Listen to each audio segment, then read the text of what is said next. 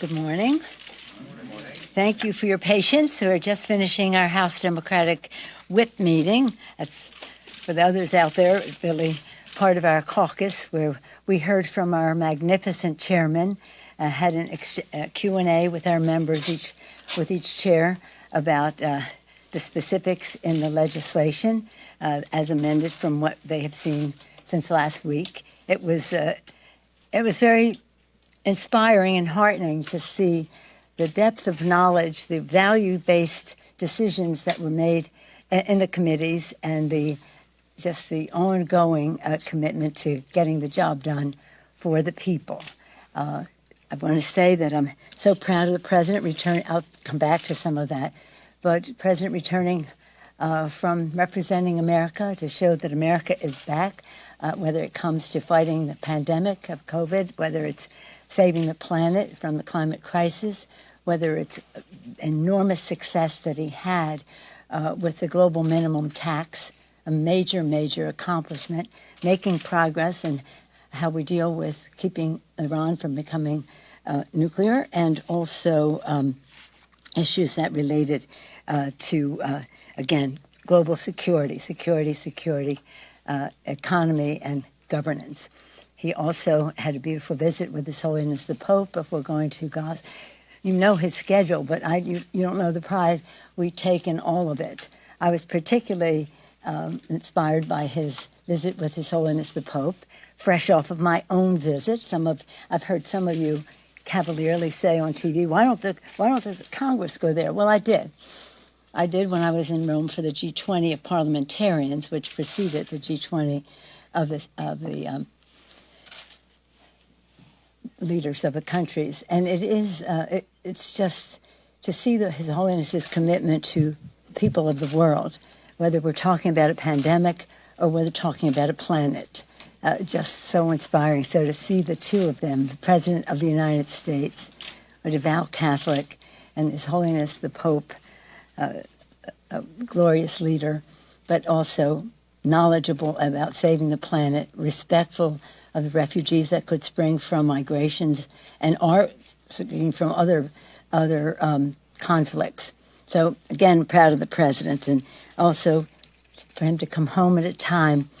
He was only gone a few days, but in that time, the system was established for children, little children, to be able to get the vaccination, to keep them safe, to keep their families safe, because we know how things spread in school. And to see the beautiful pictures of the children, some of them near tears but getting a shot, others very proud of the fact that they're going to be on TV or whatever. So COVID, it begins and ends everything we do. And now that we see, nearly, it's about 750,000 people who have died from COVID in the United States, 5 million in the world. So sad.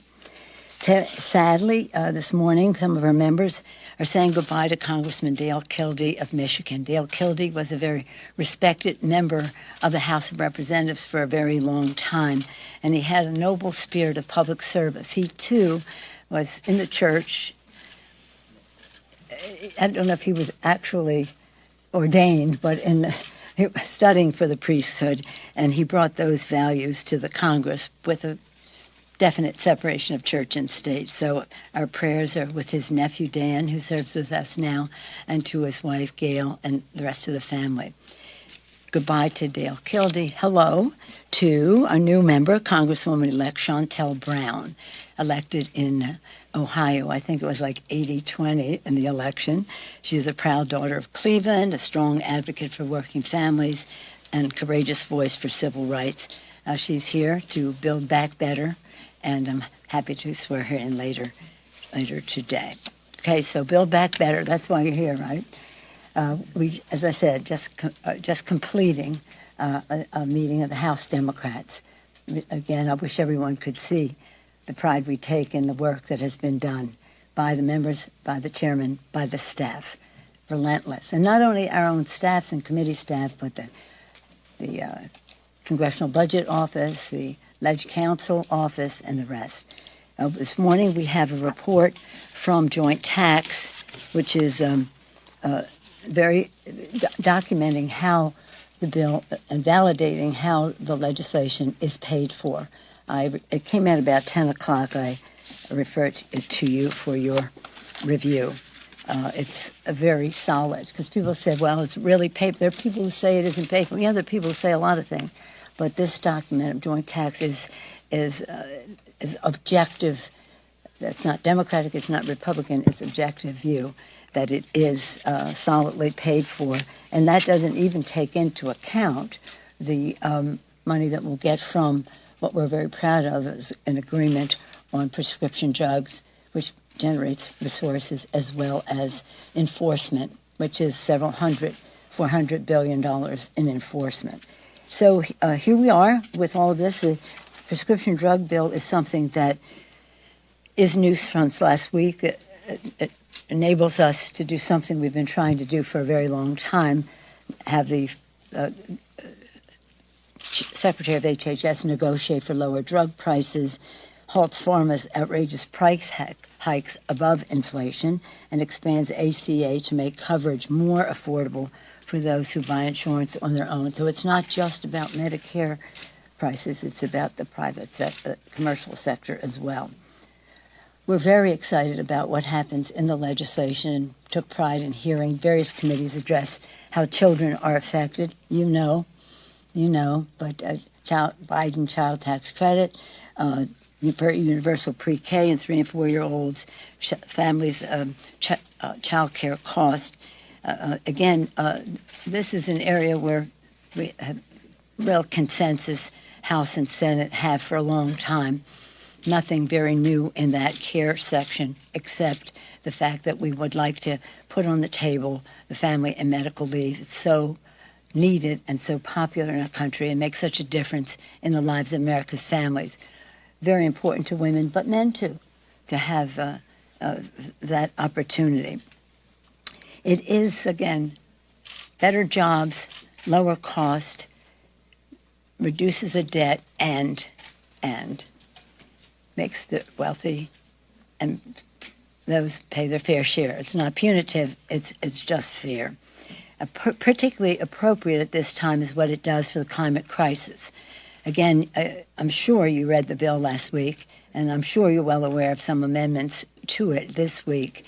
But I just want to remind you, the largest investment to combat the climate crisis in history, cuts pollution and reduces energy cost, and creates good-paying jobs. It's a health issue, clean air, clean water for our children. It's a jobs issue, being competitive and preeminent in the world in terms of new green technologies. And technology is really what is helping us to advance in making these jobs better and us more competitive. And third, it's a national security issue. As national security experts tell us, the competition for resources and habitat resulting from drought and famine and drying up of rivers and rising sea levels and encroachment of deserts and the rest, the migration that can creates conflict and therefore a national security issue, but as always, a values issue for us to pass on this planet to future generations in the best possible way. And young people have taken the lead on this, so it's very exciting. So on the Build Back Better, one of the other issues we were dealing with since last week is the immigration issue, where I think we're finding our common ground, and what is in the bill has good resonance. Others want more, so do I. Want it all, but you don't get it all. And we would be open to it. What we're having in the legislation, which I'm sure you're very well versed in, is the work permit and protection. And we would like to have registry in there because we think it is the easiest, most efficient, fair way to deal with people who are here so that they can work and their families can feel safe and that they will not be exploited. But it doesn't seem to have a big prospect in the Senate. So we don't want to ask members to vote for something that wouldn't have a good prospect on the Senate that is controversial. If the Senate, though, and I urge them to put it forth, it would involve overruling the parliamentarian perhaps, not getting bogged down in their rules. It's up to them. But if they're calling If they want to do that, we want to do that. But it has to start with them because it is the parliamentarian has already put forth the message that this would not, this would be either burnable or privilege, and we can't have that. So what else? I guess it's time to take your questions. Okay. What effect do you think having not passed these bills had on Tuesday's election results? Well, let me say it in a different way. I think that getting the job done, producing results for the American people is always very positive. Each election is different. As you know, I was former party chair, and I always know, let's look down into the numbers and see what it is. But I do think as the American people learn more about what we are doing in this legislation for families, for children, for women in the workforce, to save our planet and the rest, it will be very positive. You can't deny that it would be very positive. Do you think Democrats were penalized for having not gotten these things done? I haven't seen that and all of the analysis, and I know from my own experience that as I've said to you before, the plural of anecdote is not data. Let's see what the data is as it comes out. But there's no question. If the more results we can produce in a way that people understand in their lives, the better it is. I'm heartbroken because Terry McAuliffe is a great leader in our country and was a great governor of Virginia, and I'd hope that he was a once and future governor. But also, we were all interested in down ballot races as well, so I haven't seen much of that. New Jersey, a nice victory. I spoke to the governor this morning to congratulate him, and again, we'll be working together to build back better. But without saying what impact it had, it's always a positive message to have results that are understood by the public. Yeah. Could you just project this week a little bit what you expect? Do you expect to vote tonight? And is it possible that you might just vote on the infrastructure bill, considering everybody seems to be bought in and saying it's ready for a vote? No. Okay, so do you anticipate a vote on Build Back Better today? And what are the big hurdles you have to overcome? I'll let you know as soon as I wish to. But we're okay, you're just worried about your own schedule. I know that. But the fact is that our members are engaged in very thoughtful deliberation with each other. As I said to you before, 90% of this bill has been agreed to, House, Senate, White House, and written. We made some changes since last week. People need to familiarize themselves with it. That was the purpose of our meeting this morning. As I said, it made me very proud and was inspired by just once again hearing the depth of knowledge and breadth of vision of our colleagues. And we'll let you know. But I think many of you know I was really very unhappy about not passing the BIF last week. I really was very unhappy because we had an October 31st deadline, and I thought that was eloquent, but not enough, I guess. So now we're going to pass both bills, but in order to do so, we have to have votes for both bills, and that's where we are. Madam Speaker, you just mentioned that you don't want members to vote on something that may not have a good prospect when it goes over to the Senate. When it comes down to paid family leave, which is now included in this bill, Senator Joe Manchin believes that it shouldn't be in this bill. Do you believe that the president can convince him otherwise? And what's your message to Senator Manchin on why it deserves to be in this bill? Well, I don't make it a habit of talking to Senator Manchin on the TV. We're friends. I respect him. He's a good person. He's agreed to so much that is in the bill.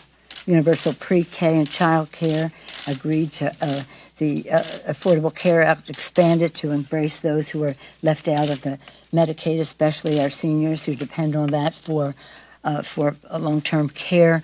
He's been supportive of the child tax credit. There's so many things, home health care and the rest. Some of the stuff in green, we're not finished with that yet, but we've had some areas of agreement there. So, but the fact is there's one difference between some of these issues, like hearing. It's not for hearing in the bill. Hearing has a very broad universal support in our caucus. in terms of family and medical leave, that has big, broad, it's no sacrifice for anybody to vote for something that might not see the light of day. And these, we hope, will see the light of day. We can afford it. It's universal. It's compromise. 4 weeks. I'd rather have it longer. I want it 6 weeks because that's when little babies can finally be able to go to child care, but nonetheless, 4 weeks. So my message to, not Joe Manchin, I mean, we talk enough, he knows what my message is, but with all the respect in the world for the point of view he represents, I disagree. I think that this is appropriate for this legislation. It fits very comfortably with child care, health care, home care, family and medical leave, and it has the full support of our caucus. There are other issues that, for example, registry, which may or may not, people will be willing to vote for it if there's a real prospect for success in the Senate, and we'll have to see what that is. So we have reserved the right to make distinctions among them. And just to respond to some moderates who have said maybe they need more time to review this legislation. Well, you know, this has been up for, first of all, this is the bill, basically we had $3.5 trillion. And then we had to cut it in half, so that was drastic, and that's what was posted last week. Now we asked for public comment, and we have public comment. You act upon the comment, and that is what this would ordinarily be a situation more on the subject you ever want to know and reject it as soon as these bills are passed because it will not be useful in your life for the future. On reconciliation, you really can't do an expansive manager's amendment. Normally, regular order, we put the bill out last week. There are changes, manager's amendment, pass it on.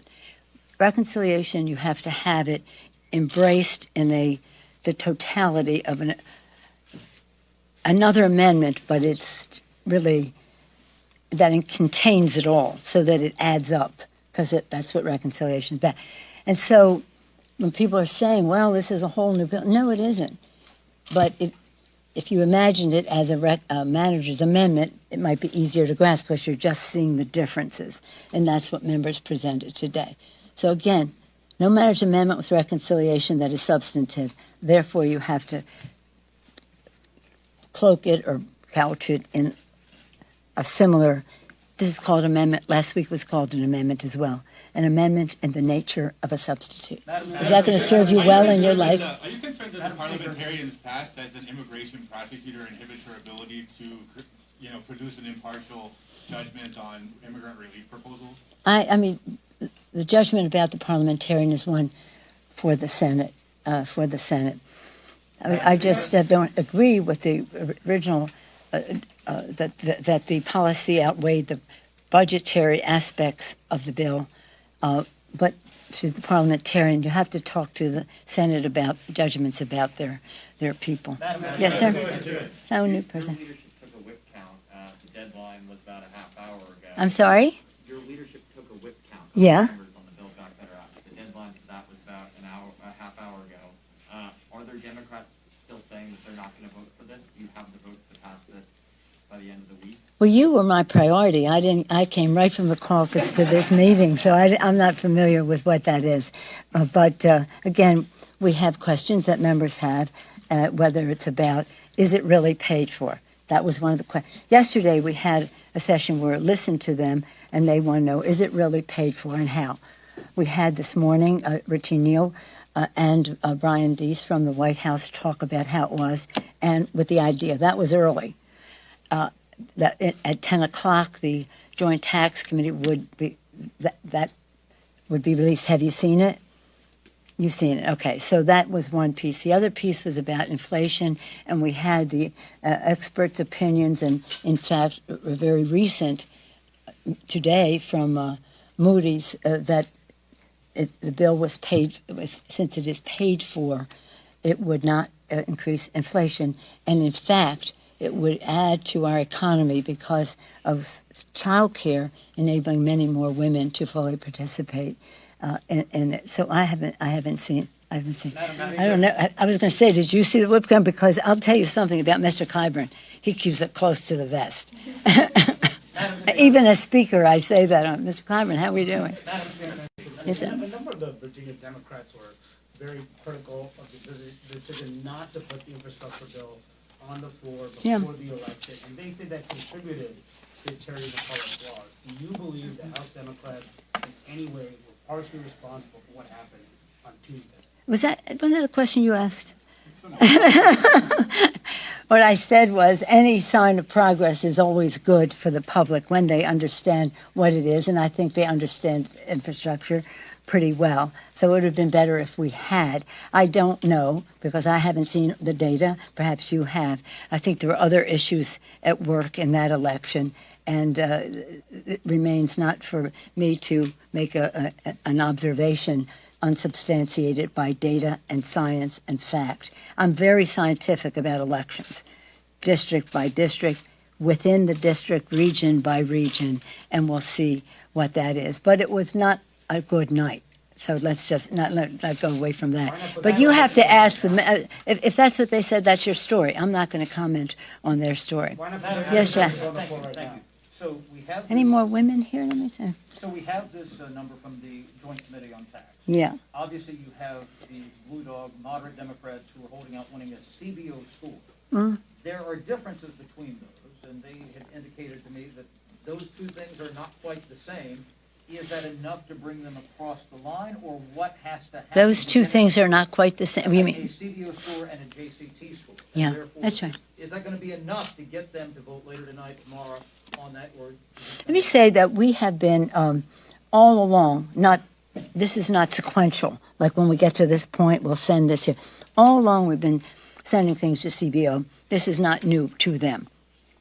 And same thing with joint tax, and they've come now with our bill, come out and said how much money it will absolutely produce. And that doesn't include over and above the prescription drug money, which is hundreds of billions of dollars, as well as $400 billion from the enforcement. And by the way, considered to be a low figure. Former IRS directors have written and said it could be close to $1 trillion, but we're counting it low. We have been very conservative in every estimate that we make, so that it truly is formidably paid for.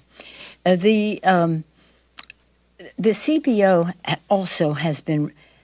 The thing about the CBO is they have most of the information now. They have the new information, but they have to correlate it.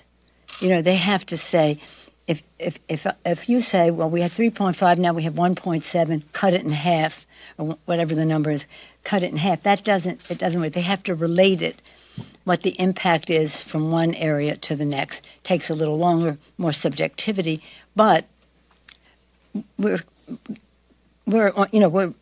shouldn't take long to get. The other thing that we're getting we're sending stuff over to the Senate.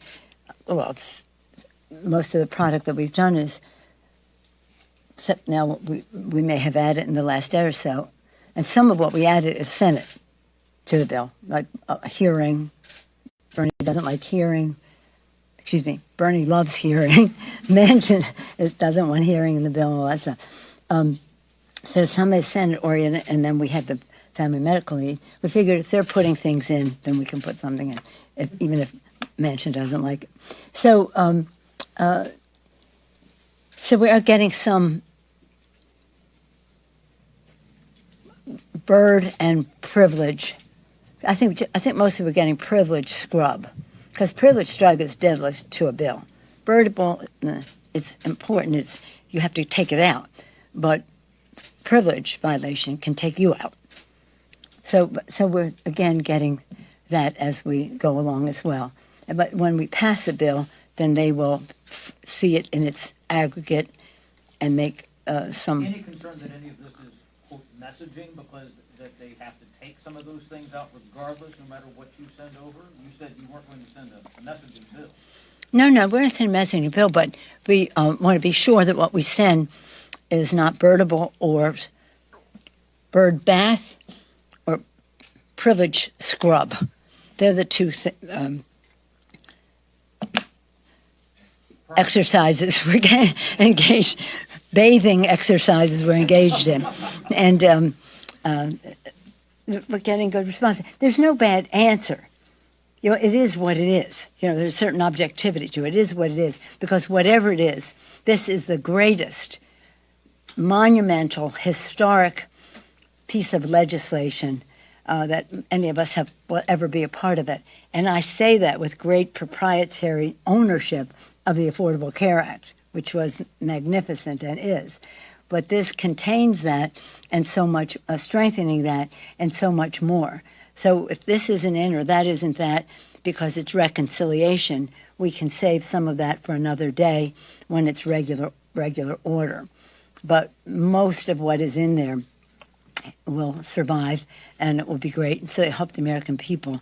It will lower the cost of raising children in our country. Think of that. The overarching part of it. It's about the children. It's about their parents. If you're talking climate, you're talking jobs and children. If you're talking the health piece of it, you're talking jobs and you're talking children and their families. If you're talking care can't wait, which is the third bucket, you're talking children and their families and jobs, and how we respect people who do those jobs, how we of home care, and how we enable women and dads, moms, to participate in the workforce in a more meaningful way. I hope you have a very nice day. We'll keep you informed. Stay tuned. Thank you. Are you approaching are House Democrats approaching a put up or shut up moment on that? Thank you.